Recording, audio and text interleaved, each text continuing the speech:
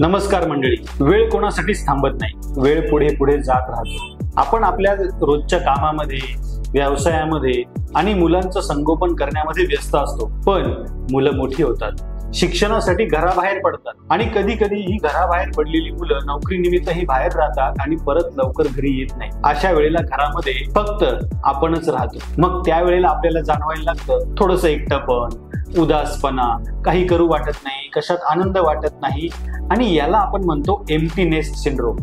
घरटं रिकामं झाल्यानंतर निर्माण होणारी ही एक मानसिक अवस्था आहे. पण मग आता काय करायचं? थोडा विचार करा. मुलांचं संगोपन करता करता बऱ्याच गोष्टी आहेत ज्या आपल्या करायच्या राहून गेलेल्या आहेत. अशा गोष्टींची यादी करा. आपले छंद जोपासा. जे करायचं राहिलंय ते करायला घ्या. मग एक संगीत शिका, डान्स शिका, काहीतरी एखादी नवीन भाषा शिकण्याचा प्रयत्न करा.